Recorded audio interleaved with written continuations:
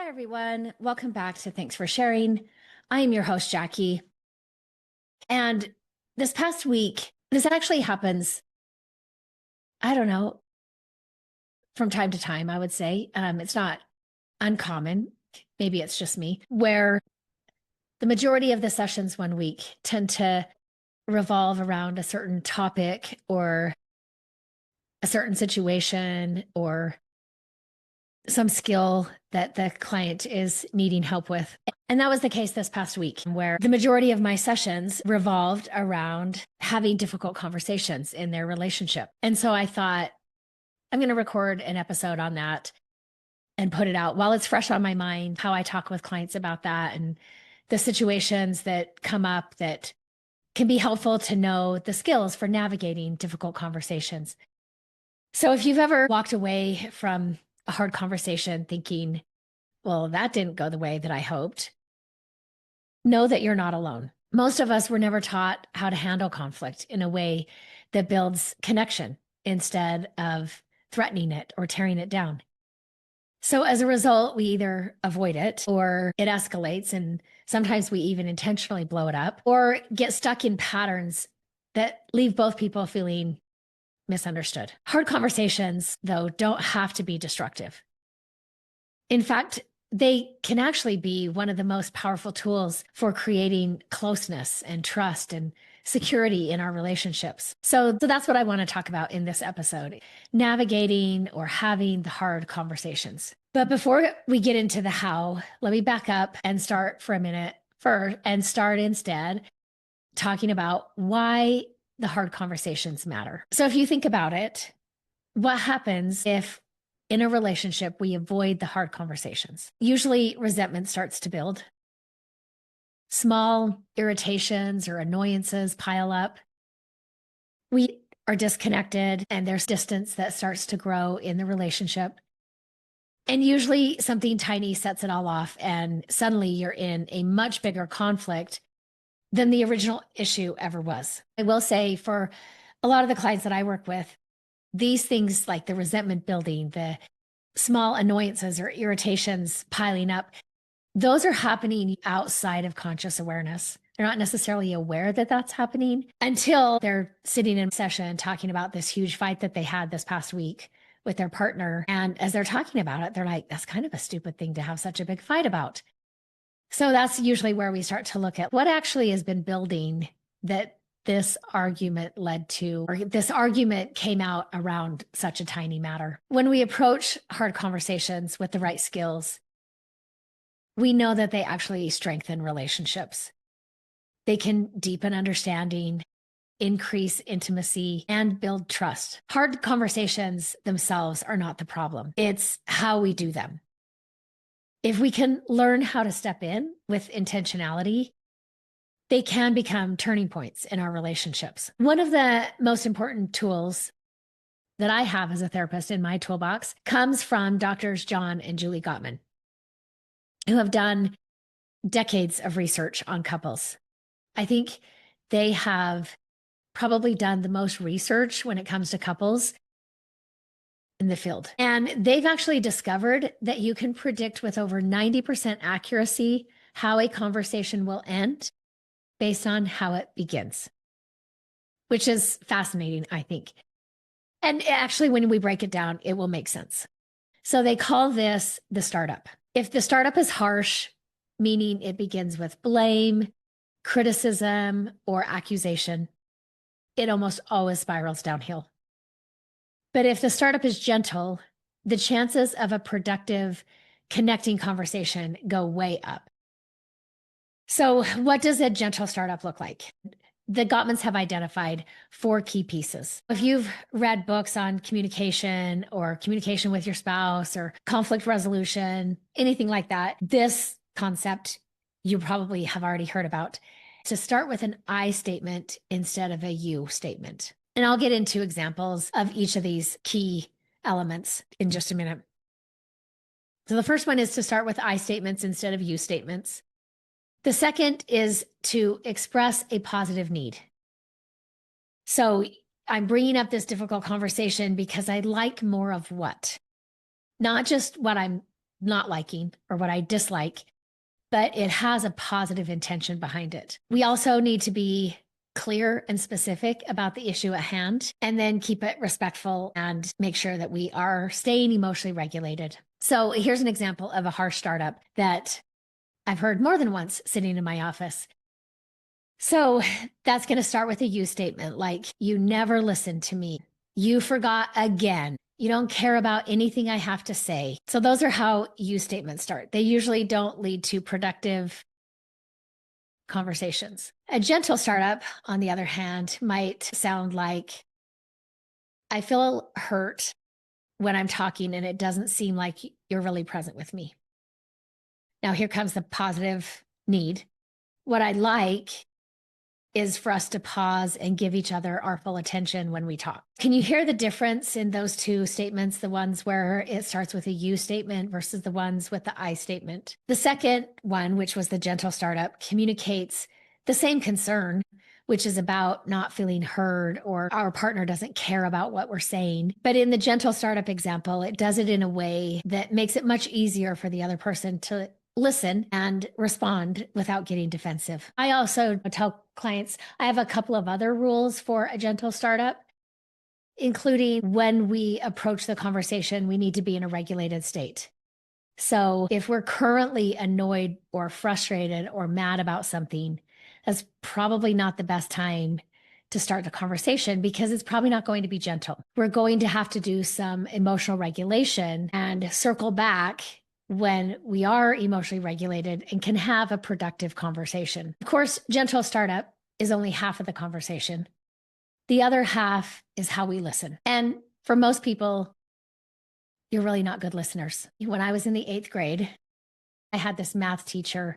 I had her in 8th grade and 9th grade for math. And she was very smart. A lot of the students often joke that she had eyes in the back of her head because she could be with her back turned to the classroom writing on the chalkboard. And if you were whispering to your neighbor, she could hear you, she knew who it was, and she would call you out. Well, mainly she was calling me out because I think I was usually the one talking or whispering or not listening. She clocked quickly that when she would ask me to repeat what she said, I could totally do that, even though I was talking to the person sitting next to me. And it usually didn't matter who was sitting next to me. I was going to talk to whoever sat next to me. So initially, early in 8th grade, she would call out my name and she would say, McAdams, what did I just say? And I could repeat verbatim what she just said. Did I understand what she was saying? No. Was I listening to learn and to comprehend what she was trying to teach? Not at all. Which is why to this day, I don't do math in public. There were a couple of sayings that Mrs. Anderson had, specifically, I felt like about me, that I heard throughout 8th and 9th grade as I was in her class. Listening is not just about hearing the words coming out of the person's mouth. And this is what a lot of us do. And I was guilty of this as well. I think I've improved greatly when it comes to listening. Like my 8th grade self, most people do not listen to understand. We listen to respond, or worse, we listen to defend ourselves or to deflect blame away from us. Active listening actually flips that script. It's about slowing down and making the other person feel truly heard. There are some key skills to active listening. The first one is reflecting back what you're hearing or summarizing what you're hearing. I usually encourage clients to start this process. Their partner approaches them to talk about a conversation. That's the key for them to listen so that they can summarize and understand not just the words that they're saying, but the intention behind the words, what they're actually trying to communicate, not just the words that they're using.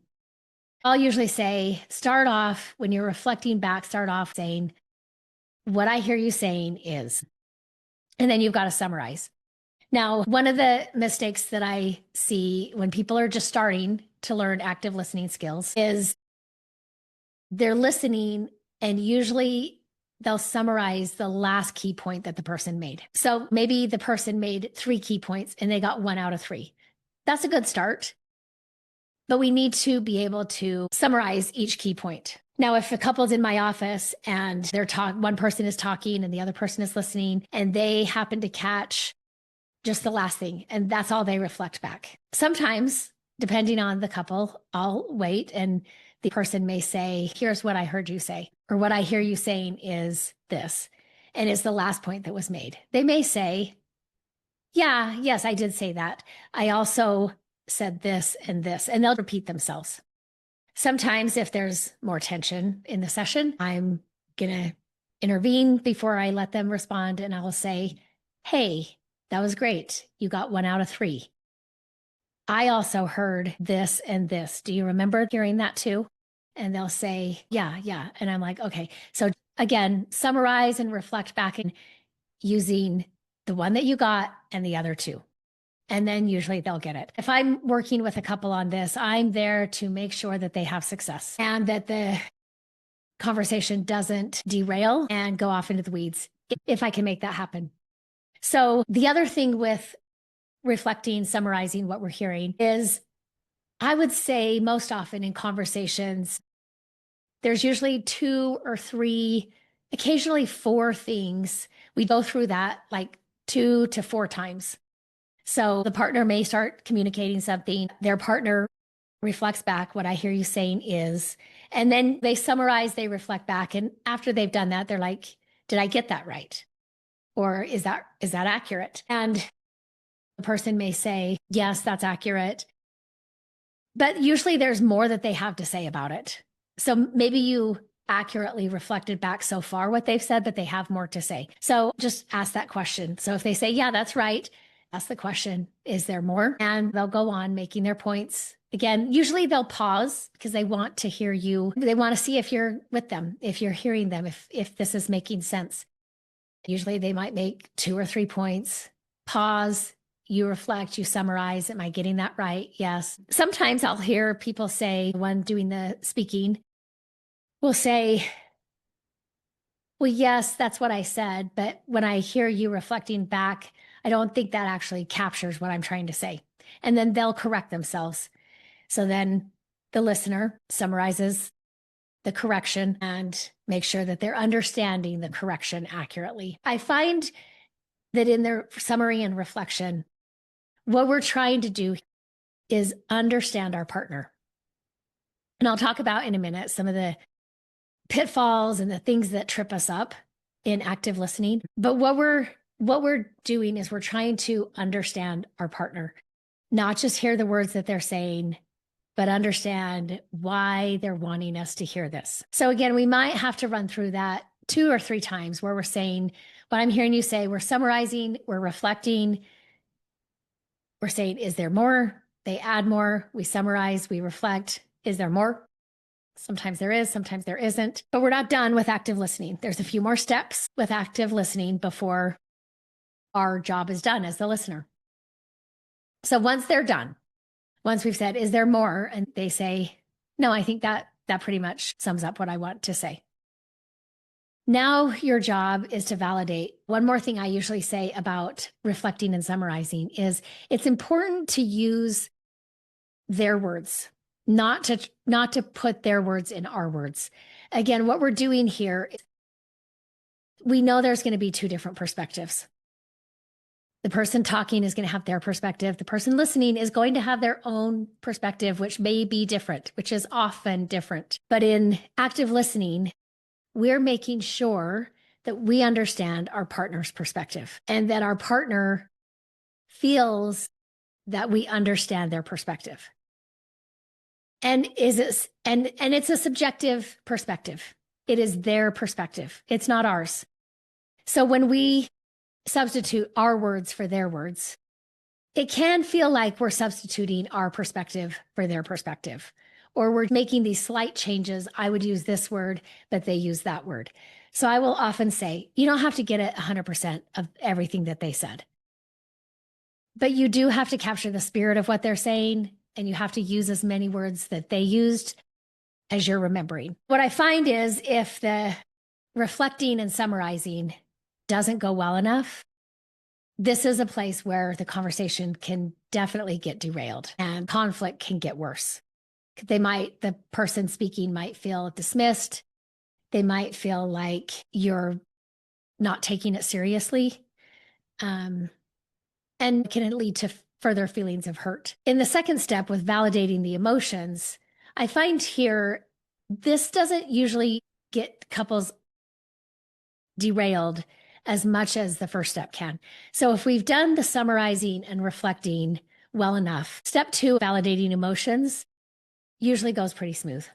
So we may say in step 2, validating their emotions, we may say something like, it would make sense to me that you would feel hurt and angry about what I said. Again, these are partners. They know each other pretty well. They know the person's backstory. They know the family of origin. They're even aware of some of the issues that they came into the relationship from their family of origin with. And often that wasn't in their mind when they were saying what they said. But when we're circling back and having this conversation, the difficult conversation, they're aware of that. And so they may say, it makes sense to me that you would feel that way. Sometimes it's because, given our history, I can totally understand that you would feel hurt and angry, or you would feel hurt and triggered. I find here, if they get the emotion wrong, that's usually not a deal breaker. The speaker usually just corrects them. If they say, it makes sense to me that you would feel hurt and angry, they may say, yeah, I did feel hurt, but I don't think I felt angry. I felt really sad. I've had clients where the male partner reads anger, and she's actually saying, I felt scared. And sometimes you can tell he doesn't believe it. He thinks it's anger, but she's definitely sure it feels fearful. So it is important that you believe them. This is their subjective experience. We might need to ask a clarifying question. So sometimes in validating emotions, there's a question to ask to make sure we're understanding and that it makes sense to us what they're telling us. Sometimes we might say, that surprises me, that's fear. Can you tell me what that's like for you? Or help me understand how that comes up as fear. Oftentimes, the clarifying questions are happening in the reflecting and summarizing, but I have seen it where when we're validating emotions, one person feels this and the other one is surprised because they are using their mirror neurons to think, okay, if I am them, if I'm putting myself in their shoes, how would I feel knowing this backstory, knowing this comment I made, knowing this situation, how would I feel? And they're coming up with an emotion that they would feel.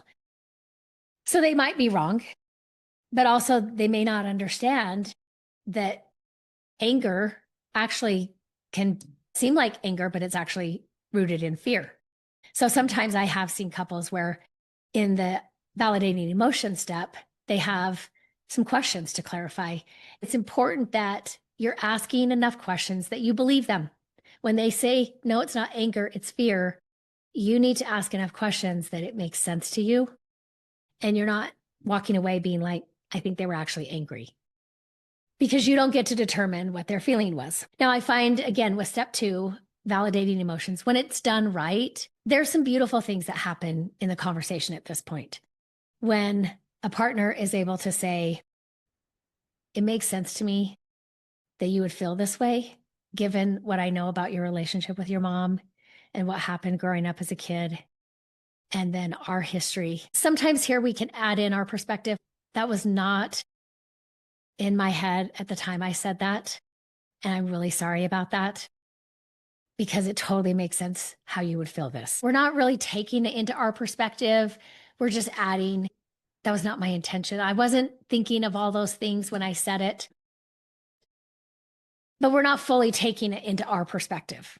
We're not defending ourselves. We're just saying, I get it. Now, when I'm regulated, when I'm thoughtful, when I'm thinking about everything and I have awareness, I get it. And this is where understanding actually deepens attachment. Because we've gone slow, we've slowed down, We're asking questions, we're reflecting, we're summarizing, and then we're validating the emotions. We are stepping out. If we're the active listener, we are stepping out of our perspective to take their perspective. And we're doing that because we care about them.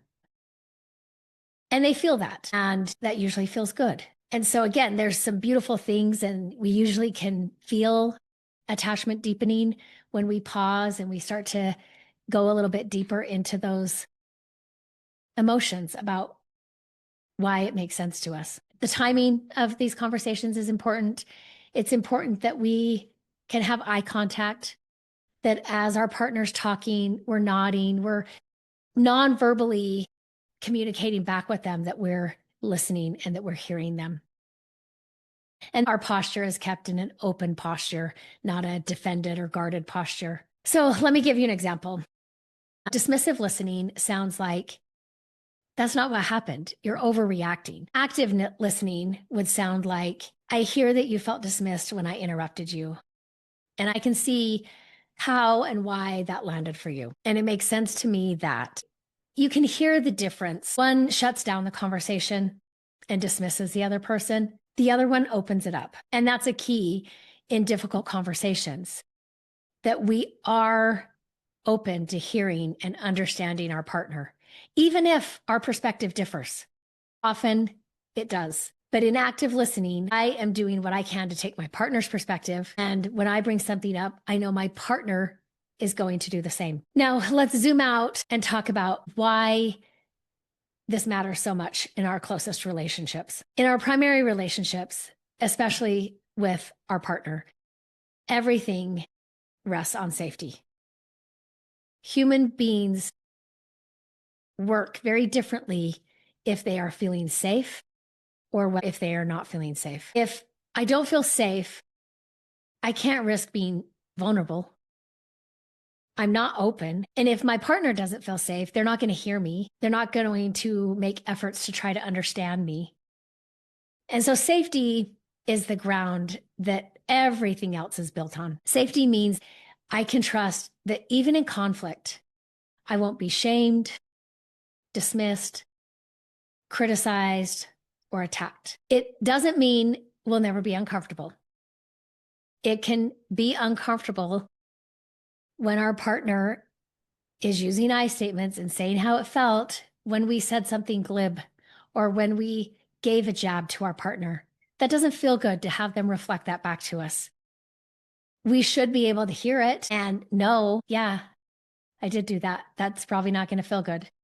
And that does disrupt safety. It can be uncomfortable, but that doesn't mean if we're uncomfortable that they're shaming us or that they're attacking us or they're criticizing us.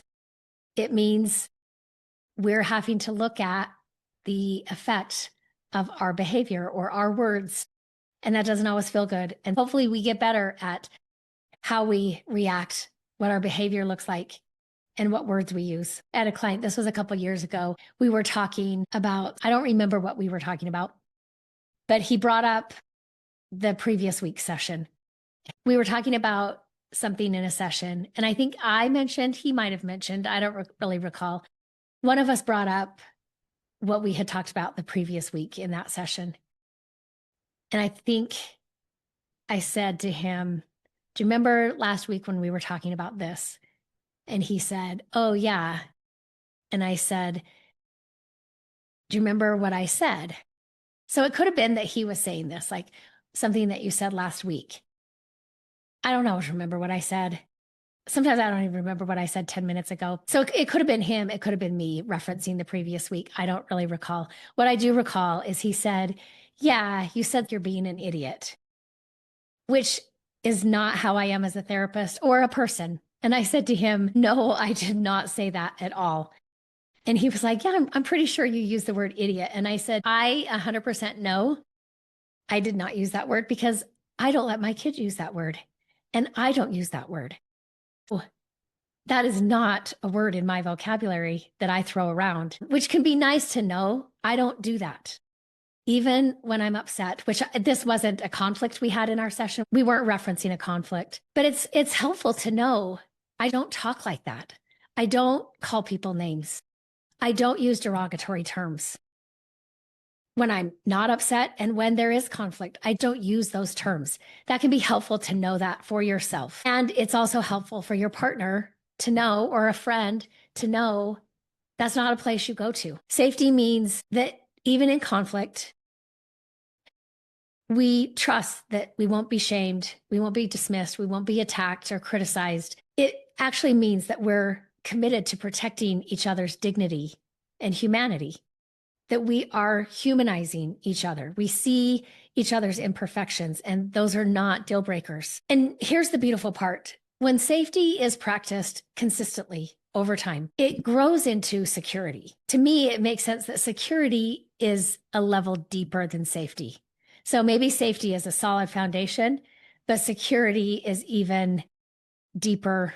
It's an even deeper layer that holds safety. It's this sense that this person has my back. I can count on them. Even if we disagree, I know they won't abandon me. They won't belittle me. I'm safe with them, even in conflict. Safety and security together create the foundation for trust and connection. Without safety and security, even the best communication skills are not going to hold. With them, vulnerability becomes possible and intimacy deepens. So when we use gentle startup and active listening, we're not just managing that moment. We're also reinforcing safety. We're reinforcing security. We're saying, I want us to feel secure enough that we are honest, that we risk, and that we really know each other. A successful, hard conversation is like a dance. I think that wording comes from Sue Johnson, who developed emotionally focused therapy. And I am trained in emotionally focused therapy. Sue Johnson she passed away last year, was a dancer. So a lot of her dialogue in EFT has dance metaphors. She talks about how a conversation is like a dance where you take turns leading and following. Now, I know in the dance classes that I took that typically males lead and females follow in dance. But that's not the case in difficult conversations or the dance of the dialogue. Both people take turns leading, both people take turns following. One person speaks using gentle startup, the other person actively listens, and then we switch roles. When couples are starting to learn how to have difficult conversations, how to use gentle startup, how to use active listening, it's going to feel awkward at first. It might be clunky and you'll probably stumble and make mistakes.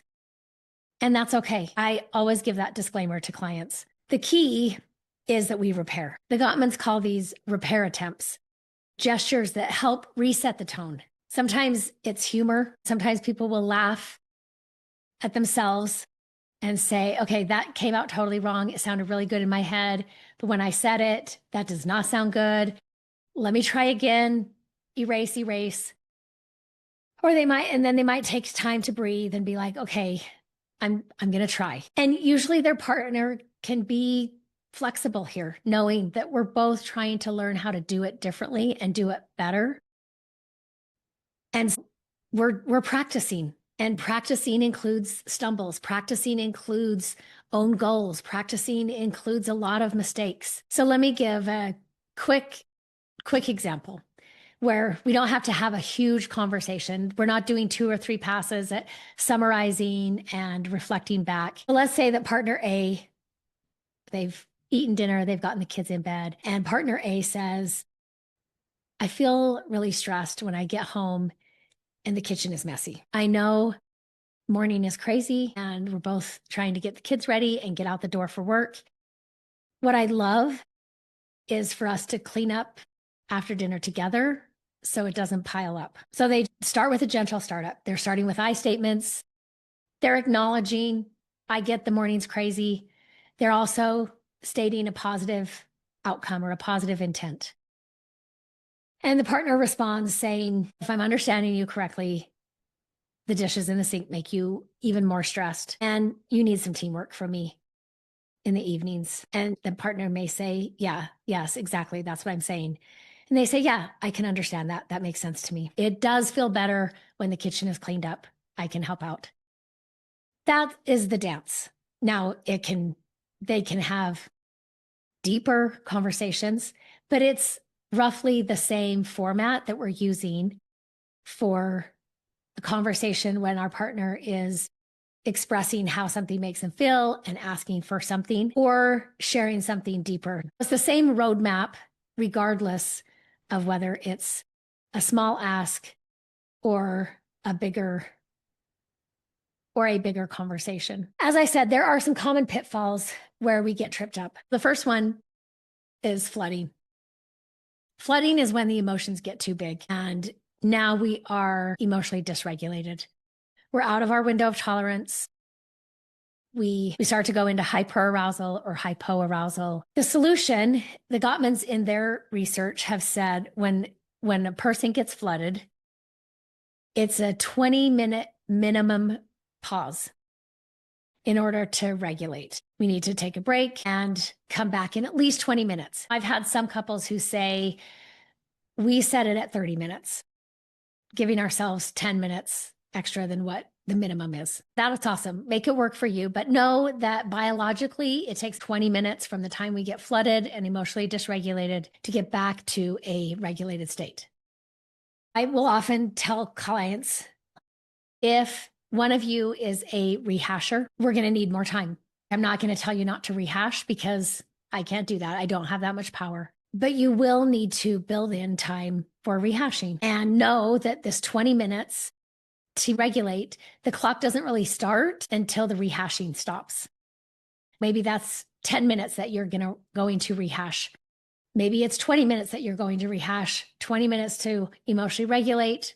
We're looking at 40 minutes. So you and your partner need to know how both of you are in conflict.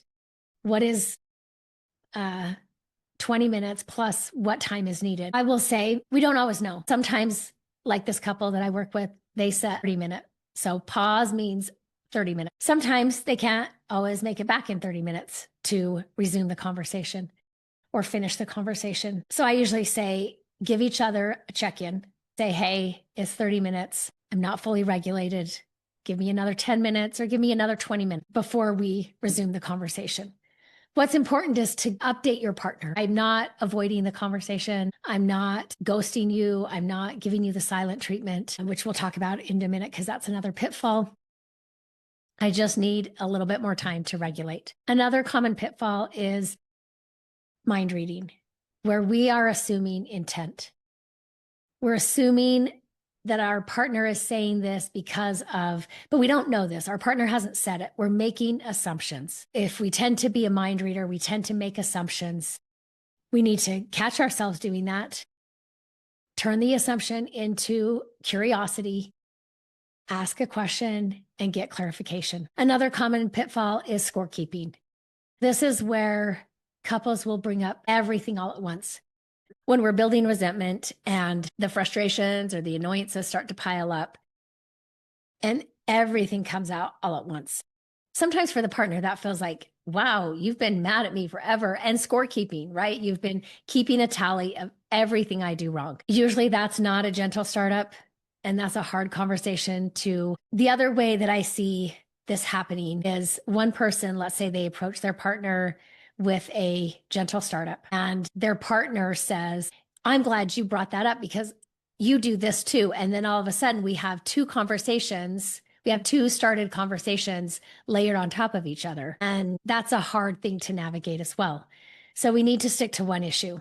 If our partner brings up in a gentle startup a topic to talk about, that's the conversation that we need to have. Our role then is to move into active listener, not to switch out and say, oh yeah, I wanted to talk about this too.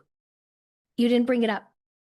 So you're now the listener and they're the speaker. And we don't get to switch roles because you didn't bring it up. And then the last one is stonewalling.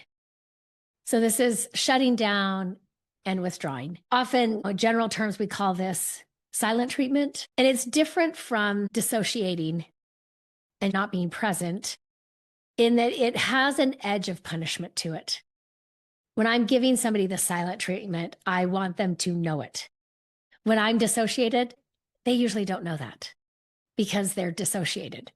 So that's one of those differences. Stonewalling or silent treatment, you can usually feel the person is they're silently punishing you. If you find yourself, if you tend to be a stonewaller, you tend to go into silent treatment, you've got to be able to catch yourself when you start to go there and get curious with yourself about why or how you learn to punish through silence.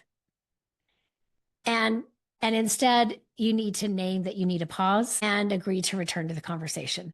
I'll usually tell clients, or if I'm working with a couple, I'll usually say, often when there's conflict or there's a difficult conversation that doesn't go well, we have to abort. One person tends to need some time to process and come back to it. And usually the other person wants to resolve it right away. I was talking with a client about this, and he said, I think I do both of those. And I said, yeah, that's not uncommon. In some situations, we want to resolve it right away. In some situations, we need some time. A key thing to remember is that if I need some time to process it, I actually need time to process it, and I'm not going into punishing and stonewalling. And I find too often for the person who wants to resolve it right away, they're usually also not in a place to resolve it right away. There's usually anxiety that they're uncomfortable with, and they want to lessen the anxiety. So they want to reestablish a connection to reduce their anxiety, but they're actually not in a place to have a productive conversation or to come back emotionally regulated and finish the conversation. I've had people who like to resolve right away say to me before, so my partner always gets their way because they need time. And I'll say, in that situation, you have one of two options. You can push the conversation and try to resolve it right away, or you can have a productive conversation. Which one do you want? I find that usually if we're pushing to have a resolution right away, we're not going to have a productive conversation. Now, with time, and I will say sometimes this is more of an advanced skill, when we're taking a pause, we can have a bid for connection, or there's enough safety and security that we know a pause is not threatening, and that actually a pause is an indication that they'll come back and we'll have a conversation when we're both emotionally regulated and can finish it productively. So with time and with practice, we build safety and we have security. I find that the pause doesn't feel as threatening. And there's not as much anxiety with taking a pause. So this particular client had a lot of questions. He said, okay, so how do I take a pause? How do I get from being flooded or being dysregulated back into my window of tolerance where I can continue having the conversation? I said, okay, so you're basically saying, how do I move from threat? Because that's what happens in these conversations is we move into threat mode. We go hyper aroused, hypo aroused, but we're out of our window of tolerance. So how do I move from threat back to safety? I said, that's what you're asking, right? And he said, yes, that's what I'm asking. And he wasn't in this session. He was not dysregulated. He was not having the emotions from their fights previously. They actually had not had a fight that week, but he came in with those questions. So I knew that he wasn't dysregulated. So I said to him, why do you feel safe with your partner? And he told me a couple of stories. And what I find is these stories aren't big grand gestures. They might be, but I think it's helpful for us to have a list. So in this session, he was not emotionally dysregulated. He could easily, when I said, what are the stories that tell you that you're safe with your partner? He could easily access those stories. But when we are in that threat response, we are dysregulated. It's hard to access the safety memories and the safety stories. And I think it's helpful to have a list of why I'm safe with this person, why I know I can trust this person. What are the moments and the memories that I felt that? And again, they're not usually grand things. And what we're hoping is that when we're in threat mode, our brain can at least be like, hey, wait, there's something I'm supposed to read. I'll tell people put the list in your notes app on your phone, because that's usually always accessible. We always have our phones with us. And hopefully the brain can at least remember to go there before the threat feels really big, and that it's on your brain's radar when there's conflict to go to that list, because basically we're walking ourselves back from threat into safety. And we need a list that helps us do that. I've suggested this to several clients, and it's actually something that I do personally. I think I've talked before on the podcast that I have a list, and I think most of the things on my list, I don't think my husband would guess what I have on my list. I've told him some of the things that I have on my list, but I don't know that he would guess them because they weren't these standout moments to him. They're usually small moments, him responding or reacting, sometimes even to a neighbor kid or one of our own kids, where it says to me, this is a safe person. These are the reasons I trust him. These are the reasons I feel safe with him. These are the reasons I chose him. I still choose him, but they may not have stood out to him. He may not even have known that I observed it, but they went on my list. And the stories that this client shared were those kind of things. Maybe his wife's aware of them, but she might not be, because they weren't necessarily these grand gestures. They were small stories that to him said, I'm safe with her. She's a safe person. I feel secure with her. I feel loved by her. And that's how we walk ourselves back from being in threat into safety. And when you feel that, I mean, when you feel safe, when you're walking yourself out of threat back into safety, and you're like, yes, this is my person. This is why they're my person. This is why I know at the core of our relationship is safety and security, and I can connect from that place. That's when we're ready to come back to the difficult conversations, or to start the difficult conversations. There's a few other practical tips that I tell clients. Timing is huge. Oftentimes, timing is the difference between doing something and not doing something. So we need to find the right time and place. Don't have difficult conversations or big conversations when you're tired or exhausted. Don't have them late at night. Also, give your partner a heads up that you're wanting to have this type of conversation. It's one thing when we're having a conversation about, hey, I feel really stressed when the dishes are piled up in the sink at the end of the evening, and I wake up to that in the morning. That may not require much prep time, but we do have to pick our timing. Is our partner emotionally regulated? Are they in an open place where I can make this comment? Or do I need to pick a different time? The bigger conversations, when we're talking about a relationship issue or something that really hurt our feelings, those conversations, we feel it. Those are the ones we avoid or we wish we could have, but we're afraid to. Those conversations, we give them a heads up. They're not blindsided by it. We say, hey, I want to talk about this, but I'm not mad at you. I want to share with you what's coming up for me about that. And let me know when it's a good time for you to have that conversation. So we're giving them a heads up. We're giving them, some, hey, here's the road ahead. And so that they can prepare themselves emotionally to show up for that conversation. Some common phrases to get familiar using in your vocabulary with your partner is I feel, I need. I've done podcast episodes where I've talked about reclaiming wants and needs. Sometimes that can be a difficult thing, but we have to get comfortable being able to say, I need this. I feel this. And then remember that the goal, frame your conversations, these difficult conversations, as an us versus the problem, not me versus you. So we're always framing the conversation with the relationship, the two of us together, and the problem on the other side.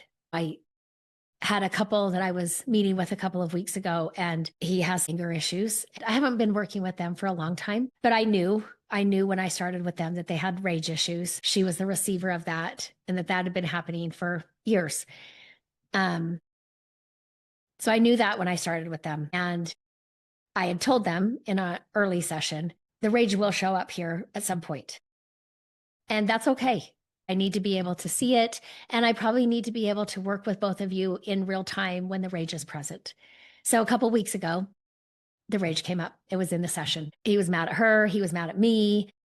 He was raging, but there was an arc to it. He hit the peak and he started coming down the other side and was more regulated. Often in those types of situations, I will step in and try to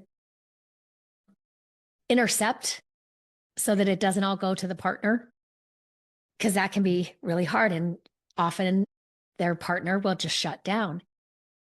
So I'll try to intercept some of that. It wasn't hard in this situation. He was giving it to me freely, but he was able to get to a place of being more regulated, being more present in my office, coming back into some safety. I didn't get dysregulated. His wife may have been slightly dysregulated, but that wasn't how she responded. When he finally felt more regulated, she didn't respond with her dysregulation. And he was able to say, as we got to the end of that session, he said, I remember a couple of weeks ago, I had been talking about reframing the problem into an us versus the problem. And I said, if you could, in those conversations, in your head, picture your spouse next to you, standing next to you, while you are raging your anger at mom versus having her across from you and you're raging at her.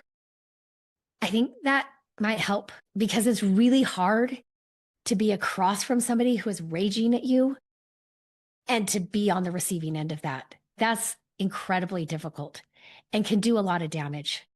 So let's put her next to you and let her witness your rage about your childhood experiences and the role that mom put you in.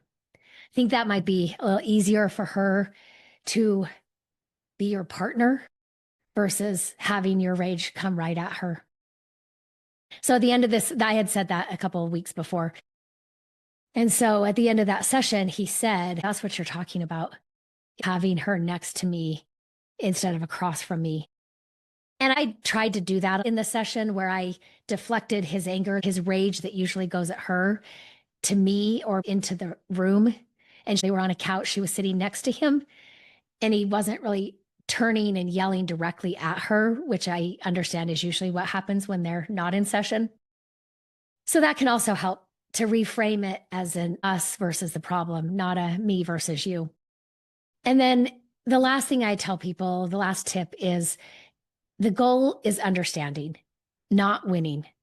This is not a debate between whose perspective gets to prevail. Several years ago, maybe 10 years ago, there was a show on TV. No, it's got to be more than 10 years ago. Anyway, there was a show on TV. I don't remember the name of it. It was like The Marriage Ref or The Marriage something. So it was kind of a game show, but not a daytime game show. Jerry Seinfeld was the marriage ref, or whatever it was called. He was the one who decided who won and who lost. And so they would have a couple. It's not like The Price is Right, where somebody's randomly selected from the audience that day.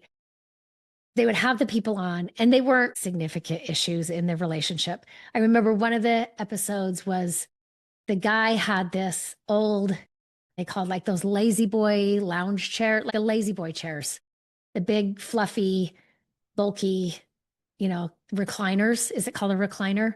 We don't have those. I don't like their aesthetic. So I don't have those in our house, but he had one of those. If I remember right, I think they had the chair there. I think they had brought the chair there. And she was saying, I hate it. It's ugly. It's stained. It looks old. I think there was a rip in it. And he's like, I love it. It's so comfortable. It's broken in for me. It's my favorite chair to sit in and watch football. And in the show, the format of the show was each person would make their argument to Jerry. The other person couldn't interrupt them. They each got a turn to make their argument to Jerry Seinfeld. And then Jerry Seinfeld would decide who won and who lost. And I don't remember exactly how this episode ended. I want to say either he did have to get rid of the chair, like it couldn't be in their main room, which was her biggest issue. She hated the chair. But I think, if I remember correctly, I think she was willing, if he moved it into like a man cave, he could keep it. It just couldn't be in the main room that she saw every day. So I think Jerry was able to come to a situation where they both won. But sometimes it was like, no, you lose, you win. It was not on for very long, maybe 1 season or 2 seasons. I need to Google it and see if I can find the name of that show. But in these situations, we don't have a marriage ref or whatever it was called. There is not a winner and there is not a loser. When we go into these conversations, there are two perspectives. And when we end, there will still be two perspectives. We're not deciding whose perspective gets to prevail. Instead, at the end of the conversation, we still have two perspectives, but we can understand each person's perspective now. One of the examples that I'll use with clients when I'm talking about this, I'll say, remember those? I mean, it's not like they're a thing that we don't have anymore, but I don't typically come across them in my day-to-day life as an adult. But I'll say, remember those optical illusions? I think they were introduced to me in elementary school. And the one that I always am thinking of first is this one where it's a picture of a young, beautiful woman, kind of the side angle, like you can kind of see her nose, the side of her face. She has this hat on with a feather in it. And she's wearing, it's either like a ball gown or a fur coat or something like that. I should have pulled it up to look at it. But there's a young woman, or you see this old woman, like an old hag. She reminds me of the evil stepmom in Snow White. When she dressed herself, she disguised herself as the old hag who brought Snow White the apple, the poisonous apple to eat. It reminds me of that character in Snow White. So you one or the other. I think for me, I saw the young woman first, but then other people saw the old lady first. And I think sometimes these conversations, these perspectives are like couples arguing over, is it the young woman? How could you think it's the young woman? It's the old woman. And they're arguing over whose perspective is right. And in reality, they're both right. It's both. And going forward, you're probably going to see what you saw initially. So you will either see the young woman or you will see the old lady. If your partner saw the opposite of you and they were like, no, look, here's the old lady, and they traced it out and you saw it clearly, and you say, oh yeah, okay, I get it. Going forward, the next time you see that, you'll probably see the young woman first, but then you'll remember, right, there's another way of looking at this. And you can remember how your partner drew it out, and you'll see the old woman. And the key is that going forward, it's always going to be easiest to see our subjective perspective. But as we learn to navigate difficult conversations, we can pause and we can remember and say, okay, and here's my partner's perspective. And we move forward with both in mind. And that deepens the connection in the relationship. It strengthens safety. It reinforces security. And it builds trust. At the end of this episode, I want to remind you that your story matters. Remember, there's something meaningful in every chapter. Don't wait to share your story until it's finished. Until next time, Jackie.